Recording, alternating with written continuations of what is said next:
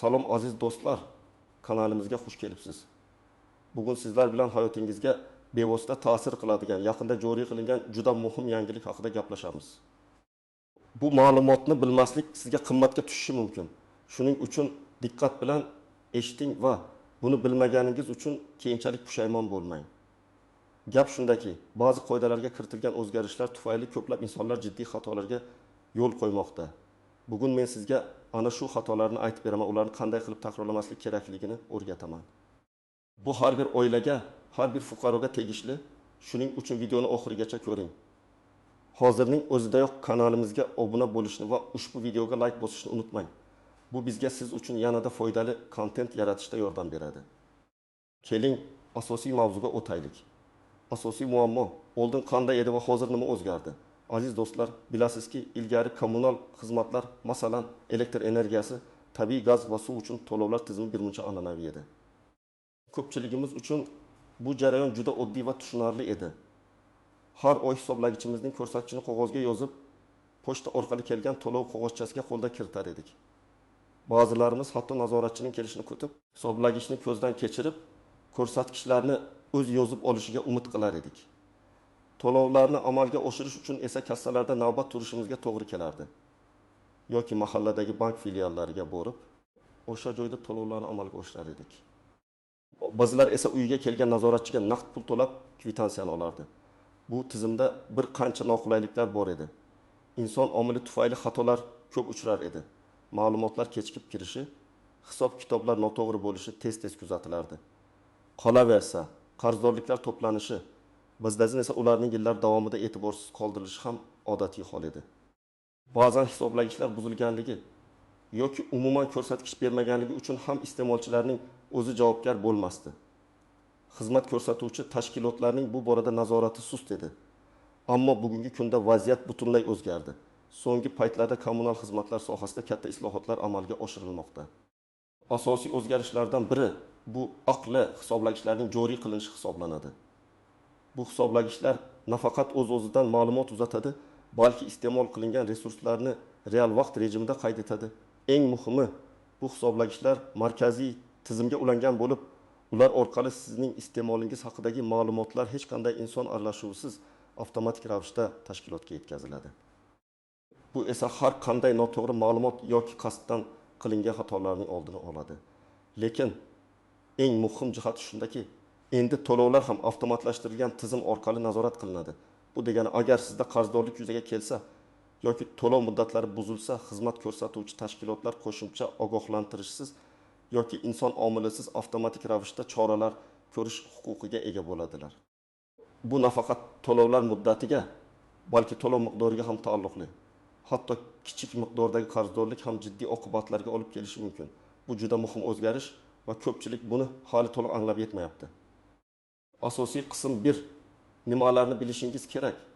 Kimlar xavotirlanishi kerak va kimlar xavotirlanmasligi kerak? Keling, bu yangi qoidalar kimlarga tegishli ekanligi va nimalarni bilishimiz kerakligini batafsil ko'rib chiqaylik.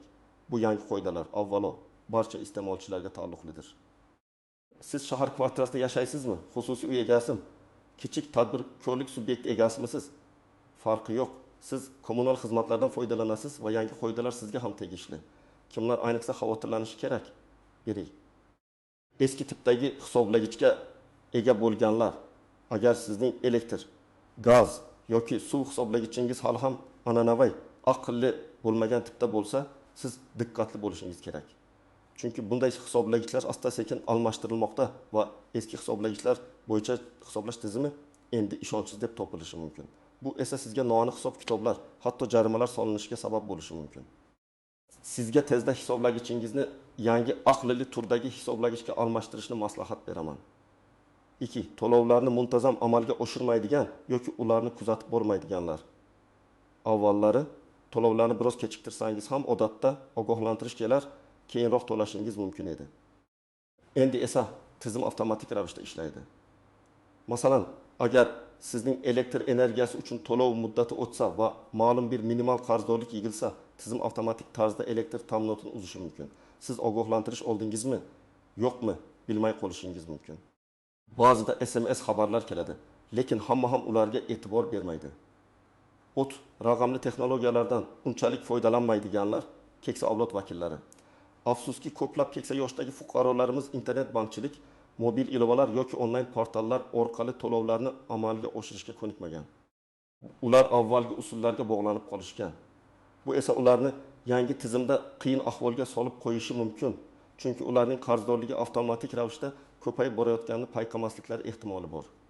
4. Uzoq vaqtga uydan ketganlar, chet elda ishlayotganlar, uzoq muddatli safarlar. Agar siz uzoq vaqtga uydan ketsangiz va kommunal to'lovlarni muntazam kuzatib bormasangiz, qaytib kelganingizda jiddiy muammolarga duch kelishingiz mumkin. Kichik qarzdorlik katta miqdorga aylanib, xizmatlardan uzib qo'yilgan bo'lishingiz mumkin. Kimlar xavotirlanmasligi kerak? Birida aqlli hisoblagichlar o'rnatilgan va ulardan foydalanishni biladiganligi. Agar sizning uyingizda zamonaviy aqlli hisoblagichlar o'rnatilgan bo'lsa va siz ularning ma'lumotlarini muntazam ravishda mobil ilovalar yoki onlayn portallar orqali tekshirib borayotgan bo'lsangiz, demak siz to'g'ri yo'ldasiz. Sizga faqatgina to'lovlarni o'z vaqtida amalga oshirish kifoya. To'lovlarni doimiy ravishda o'z vaqtida amalga oshiradiganlar. Agar siz har oyda belgilangan muddat ichida barcha kommunal to'lovlarni to'lab borsangiz, yangi tizim sizga hech qanday muammo tug'dirmaydi. Aksincha, u sizning ishingizni yanada osonlashtiradi. Chunki endi hisoblagich ko'rsatkichlarini yozib o'tirishning hojati yo'q. Endi esa bir nechta real hayotiy misollarga o'taylik, chunki aynan shu misollar vaziyatni to'liqroq tushunishga yordam beradi. Bir misol. Pensiya yoshidagi Mastura aka 7 yoshda. U umri davomida kommunal to'lovlarni qo'lda yozib, pochta orqali kelgan kvitansiya bilan bankka borib to'lashga odatlangan. Uning uyiga aqlli elektr hisoblagich o'rnatilgan, ammo unga qanday foydalanishni hech kim tushuntirmagan. Yangi tizimda avtomatik ravishda hisoblagich ko'rsatkichlari uzatilayotgan bo'lsa-da, Mastura aya eski odatlari bo'yicha to'lov qog'ozchasini kutib yurgan. Bir kuni uning elektr energiyasi uzib qo'yildi. Nima bo'lganini bilish uchun qo'shnilardan yordam so'radi. Ma'lum bo'lishicha, uning 5,000 so'm miqdorida qarzdorligi bor ekan. Kichik summa bo'lsa-da, yangi tizimda hatto shunday kichik qarzdorlik ham avtomatik uzishga sabab bo'lishi mumkin. Qayta ulash uchun esa nafaqat 5,000 so'm qarzdorlikni to'lash, balki qo'shimcha ravishda 6,000 so'm miqdorida qayta ulash xizmati uchun ham haq to'lashiga to'g'ri keldi. Bu Mastura aya uchun katta stress va kutilmagan xarajat bo'ldi. Sabab yangi tizimdan bexabarlik va raqamli savodxonlikning pastligi. Ikki mas'ul kichik biznes egasi Ravshan aka.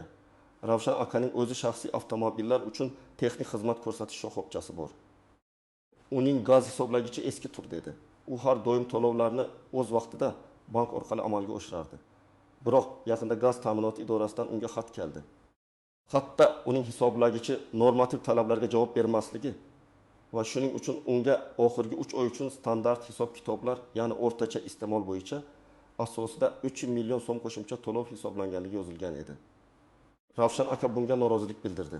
Chunki u har doim o'zi ishlatgan gaz uchun to'lagan edi. Ma'lum bo'lishicha, yangi qoidalar bo'yicha agar eski hisoblagichlar ma'lum bir muddatda yangisiga almashtirilmasa, iste'mol avtomatik ravishda normativlar bo'yicha hisoblanadi. Bu esa amaldagi iste'moldan ancha yuqori bo'lishi mumkin. Bu holatda Ravshan aka hisoblagichni zudlik bilan almashtirishi va hisob-kitobni qayta ko'rib chiqish uchun ariza yozishi kerak bo'ladi. Lekin bu ham vaqt va asab talab qiladi. 3 misol. Yangi kvartira sotib olgan Alisher va Madina oilasi. Ular yaqinda yangi qurilgan uydan kvartira sotib olishdi. Sotuvchi avvalgi egasining barcha qarzdorliklari yopilganligini aytdi. Alisher va Madina bu ma'lumotga ishonib kvartiraga ko'chib o'tishdi va to'lovlarni o'z nomlariga rasmiylashtirishga shoshilishmadi. Bir necha oydan so'ng ularga kommunal xizmatlar idorasidan kutilmaganda juda katta miqdordagi qarzdorlik haqida ogohlantirish keldi. Ma'lum bo'lishicha, avvalgi egasining 1,5 million so'mlik eski gaz qarzdorligi yopilmagan ekan. Yangi qoidalar bo'yicha ko'chmas mulkni sotib olgan yangi egalar avvalgi egalarining kommunal qarzdorliklarini tekshirishlari shart. Aks holda bu qarzdorlik yangi egalarning zimmasiga o'tishi mumkin. Ular bu qarzdorlikni to'labgina qolmay, balki kvartiraning gaz ta'minotini qayta ulash uchun ham qo'shimcha xarajat qilishga majbur bo'lishdi. Bu esa Alisher va Madinaning byudjetiga jiddiy zarba berdi. 4 misol. Aqlli hisoblagichni nosozlikka uchragan Do'ston. Dostonning uyida aqlli elektr hisoblagich o'rnatilgan edi. U har doim o'z vaqtida to'lovlarni amalga oshirardi. Bir kuni u ishdan qaytib kelayotib, hisoblagichni ko'zdan kechirdi va raqamlar o'zgarmaganligini payqadi. U bunga e'tibor bermadi. Chunki hisoblagich aqli va o'zi ma'lumot yuboradi deb o'yladi. 2 oy o'tgach, uning mobil ilovasiga katta miqdorda, taxminan 700 ming so'mlik hisob kitob keldi. Ma'lum bo'lishicha, uning hisoblagichi 2 oy davomida ma'lumot uzatishni to'xtatgan ekan va shu sababli tizim avtomatik ravishda o'rtacha iste'mol bo'yicha hisob kitob qilgan. Bu miqdor Dostonning odatdagi iste'molidan ancha yuqori edi. Yangi qoidalar bo'yicha iste'molchi hisoblagichning holatini kuzatib borishi va nosozlik aniqlangan taqdirda darhol xizmat ko'rsatuvchi tashkilotga xabar berishi shart. Aks holda hisob-kitoblar o'rtacha iste'mol bo'yicha amalga oshiriladi va bu iste'molchi uchun noqulaylik tug'dirishi mumkin. Doston hisoblagichni tekshartirish va hisob-kitobni qayta ko'rib chiqish uchun ko'p vaqtini sarflashiga to'g'ri keldi. Ko'ryapsizmi? Aziz do'stlar, yangi tizim o'ziga xos imkoniyatlar bilan birga e'tiborsizlikka yo'l qo'yganlarga nisbatan jiddiy oqibatlarga ham ega bo'lishi mumkin. Asosiy qism 2 qoidalardagi istisnolar, tuzoqlar va noaniq jihatlar. Har qanday yangi tizimda bo'lgani kabi, bu yangi kommunal to'lovlar tizimida ham o'ziga xos istisnolar, yashirin tuzoqlar va e'tibordan chetda qolishi mumkin bo'lgan noaniq jihatlar mavjud. Ularni bilish sizga ko'plab muammolardan qochishga yordam beradi. Qoidalardagi istisnolar 1. Imtiyozli toifadagi fuqarolar, ayrim fuqarolar, masalan, nogironligi bo'lgan shaxslar, yolg'iz keksalar, kam ta'minlangan oilalar yoki ko'p ta'minlangan oilalar uchun kommunal xizmatlarga to'lovda ma'lum imtiyozlar yoki subsidiyalar mavjud. Lekin bu imtiyozlarni olish jarayoni o'zgargan bo'lishi mumkin. Ilgari ko'pchilik bu imtiyozlarni avtomatik tarzda orqali tasdiqlash, endi ular qayta rasmiylashtirishni talab qilishi mumkin. Masalan, endi siz ijtimoiy himoya markaziga murojaat qilib, tegishli hujjatlarni markaziga murojaat qilib, tegishli hujjatlarni taqdim etishingiz va imtiyozlarni rasmiylashtirishingiz shart. Bu boradagi ma'lumotlarni mahalla fuqarolar yig'ini yoki joylardagi ijtimoiy himoya bo'limlaridan aniqlashtirishingiz lozim. Ehtiyot bo'ling. Eski hujjatlar yangi tizimda amal qilmasligi mumkin. 2. Yashash joyi bo'yicha ro'yxatdan o'tmagan shaxslar. Ba'zi holatlarda uy joyda yashovchi shaxslar soniga qarab suv yoki gaz uchun normativ to'lovlar hisoblanishi mumkin. Agar sizning uyingizda vaqtinchalik yashayotgan shaxslar ro'yxatdan o'tmagan bo'lsa, kommunal huquqdan o'tmagan bo'lsa, kommunal xizmatlar idorasi sizning faktik yashovchilar duch kelishi mumkin va bu sizga noto'g'ri hisob-kitoblar kelishiga sabab bo'lishi mumkin. Bu vaziyatda uy egalari o'zlarining uyida yashovchi shaxslar soni haqida ma'lumotlarni joylardagi kommunal xizmat ko'rsatuvchi tashkilotlarga taqdim etishlari shart. Tuzoqlar aqlli hisoblagich ko'rsatkichini o'zingiznikiga solishtirmaslik. Eng katta tuzoqlardan biri bu hisoblagich ma'lumotlarini tekshirmaslikdir. Sizning aqlli hisoblagichingiz har oyda avtomatik ravishda ma'lumot yuboradi. Lekin ba'zida texnik nosozliklar yoki noto'g'ri o'rnatish tufayli noto'g'ri ko'rsatkichlar uzatilishi mumkin. Agar siz o'zingiz hisoblagich panelidagi raqamlarni mobil ilova yoki onlayn portaldagi raqamlar bilan solishtirib turmasangiz, ortiqcha to'lovlarni amalga oshirishingiz yoki aksincha qarzdorlik to'plab qo'yishingiz mumkin. Har oyda kamida bir marta hisoblagichingiz ko'rsatkichini rasmga olib, uni shaxsan tekshirib bo'lishingizni maslahat beraman. 2. Bildirishnomalarga e'tibor bermaslik. Yangi tizimda bildirishnomalar asosan ism orqali, mobil ilovalar orqali yoki shaxsiy kabinetda paydo bo'ladi. Ko'pchilik SMS xabarlarni reklama deb o'ylashi yoki ularga umuman e'tibor bermasligi mumkin. Lekin aynan shu xabarlar sizni yaqinlashayotgan to'lov muddati, qarzdorlik yuzaga kelgani yoki xizmatlarning uzilishi haqida ogohlantiradi. Bu xabarlarni muntazam ravishda tekshirib borish juda muhim. 3. Eski qarzlarning kechirilishini kutish. Avvallari ba'zi iste'molchilar kommunal qarzdorliklar amnistiya qilinishi yoki kechirilishini kutib, to'lovlarni kechiktirar edi. Yangi tizimda bunday holatlar juda kam uchraydi, deyarli nolga teng. Aksincha, eski qarzdorliklar yangi jarimalar va penaltilar bilan birga hisoblab chiqiladi.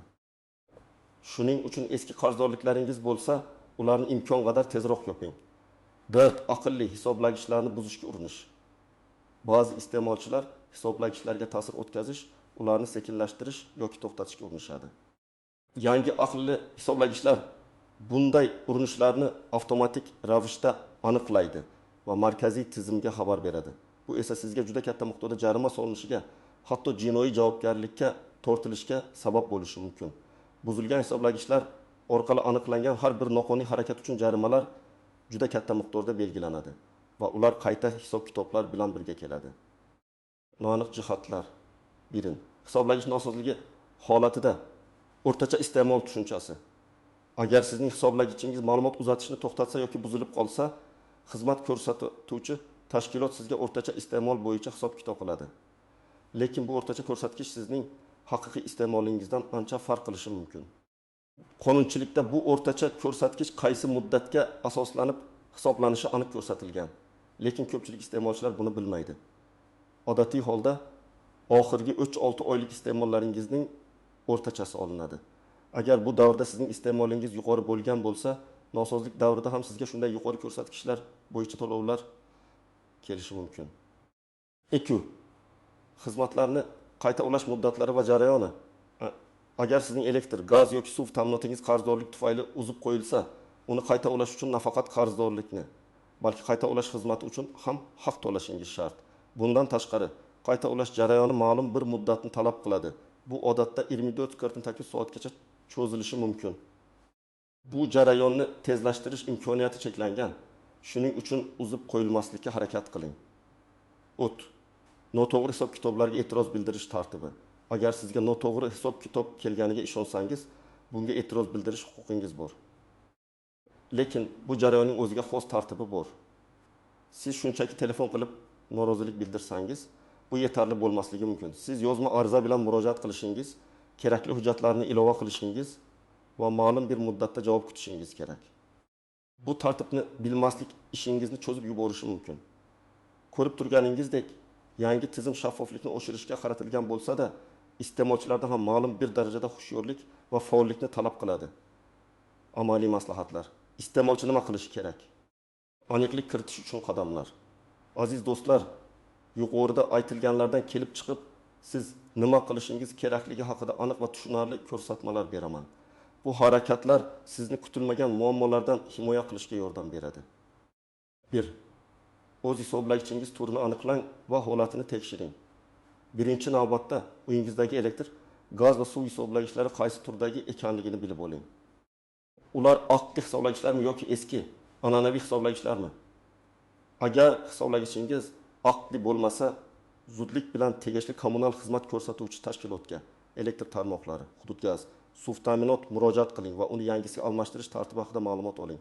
Eski hisoblagichlar bilan qolish xavfli, chunki ular yaqin kelajakda butunlay yaroqsiz deb topilishi mumkin. Agar hisoblagichingiz aqlli bo'lsa, uning to'g'ri ishlashini muntazam tekshirib turing. Ko'rsatkichlar displeyda ko'rinib turibdimi? Buzilgan yoki noto'g'ri ko'rsatkichlar beryaptimi?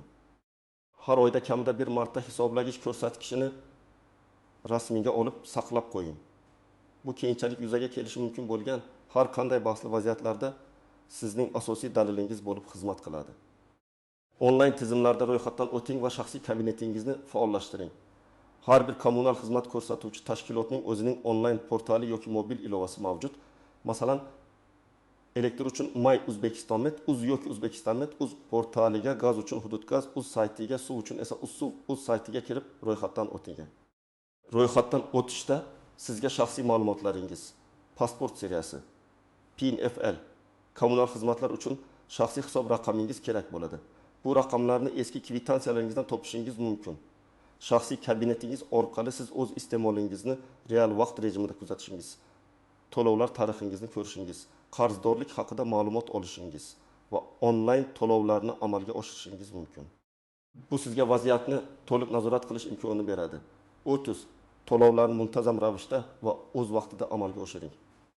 Har oyda belgilangan muddat ichida to'lovlarni amalga oshirishni odat qiling. Buning uchun mobil ilovalar, masalan, Klik, Payme, Upay yoki banklarning onlayn xizmatlaridan foydalanishingiz mumkin. Qarzdorlik yig'ilishiga aslo yo'l qo'ymang.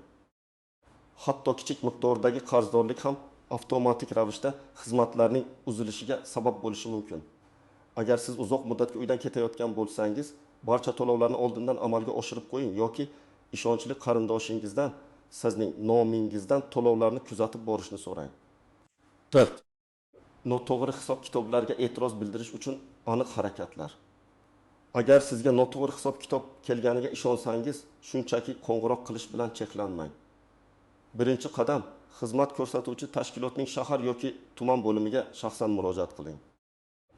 O'zingiz bilan pasport, kadastr hujjatlari, oxirgi to'lov kvitansiyalari va hisoblagichning rasmlarini oling. Ikkinchi qadam, vaziyatni tushuntirib, yozma ariza bilan murojaat qiling. Arizada muammoning mohiyatini, sizning talabingizni, masalan, hisob kitobni qayta ko'rib chiqish, aniq bayon eting. Arizaning 2 nusxada bo'lishini ta'minlang va bir nusxasiga qabul qilgan shaxsning familiyasi, imzosi va sanasi yozilganligiga ishonch hosil qiling. Bu sizning murojaatingiz rasman qabul qilinganligining dalili bo'ladi. Uchinchi qadam, murojaatingizga ma'lum bir muddat ichida javob berilishi kerak. Agar bu muddat o'tgan bo'lsa va javob kelmagan bo'lsa, yuqori turuvchi tashkilotlarga yoki O'zbekiston Respublikasi Prezidentining virtual qabulxonasiga PM.uz murojaat qilishingiz mumkin. 5. Xizmatlar uzib qo'yilgan holatda harakatlar. Agar sizning xizmatlaringiz uzib qo'yilgan bo'lsa, vahimaga tushmang. Birinchi navbatda shaxsiy kabinetingiz orqali yoki xizmat ko'rsatuvchi tashkilotga qo'ng'iroq qilib, qarzdorligingiz miqdorini aniqlang. Barcha qarzdorlikni va qayta ulash uchun belgilangan xizmat haqqini to'liq to'lang. To'lov kvitansiyasini saqlab qo'ying. Uni xizmat ko'rsatuvchi tashkilotga taqdim etishingiz kerak bo'ladi. Qayta ulash uchun ariza yozing. Ba'zi joylarda bu jarayon avtomatlashtirilgan bo'lishi mumkin, lekin baribir shaxsiy murojaat tezroq natija berishi mumkin. Qayta ulash jarayoni ma'lum vaqt talab qilishi mumkin. Bu muddat odatda 24-49 soatni tashkil etadi. Sabrli bo'ling va barcha ko'rsatmalarga amal qiling. 6. Barcha to'lov kvitansiyalari va hujjatlarni saqlab qo'ying. Har qanday to'lovni amalga oshirganda kvitansiya yoki chekni elektron yoki qog'oz shaklida saqlab qo'ying. Bu sizning to'lovni amalga oshirganligingizning yagona isbotidir. Yangi hisoblagich o'rnatilganligi haqidagi dalolatnomalar, eski hisoblagichlar yechib olinganligi haqidagi hujjatlarni ham saqlab qo'ying. Bu hujjatlar kelajakda har qanday nizolarni hal qilishda juda muhim rol o'ynaydi. Xulosa va yakuniy chorlov. Aziz do'stlar, ko'rib turganingizdek, kommunal xizmatlar sohasidagi yangi qoidalar jiddiy va har birimizdan e'tibor talab qiladi. Eng muhimi bu xabardorlik va faollikdir. Eski usullarga bog'lanib qolish o'rniga zamonaviy texnologiyalardan foydalanishni o'rganing, o'z hisoblagichlaringiz va to'lovlaringizni muntazam nazorat qiling. Bu sizni ortiqcha xarajatlardan, stressdan va kutilmagan muammolardan himoya qiladi. Unutmang, endi mas'uliyatning katta qismi sizning zimmangizda. Umid qilamanki, bugungi videomiz siz uchun juda foydali bo'ldi. Agar sizda bu mavzu bo'yicha savollar bo'lsa yoki o'z tajribangiz bilan bo'lishmoqchi bo'lsangiz, izohlarda yozib qoldiring. Har bir fikr biz uchun muhim. Videoni oxirigacha ko'rganingiz uchun rahmat. Videoga like bosishni va kanalimizga obuna bo'lishni unutmang. Keyingi videolarda ko'rishguncha o'zingizni ehtiyot qiling.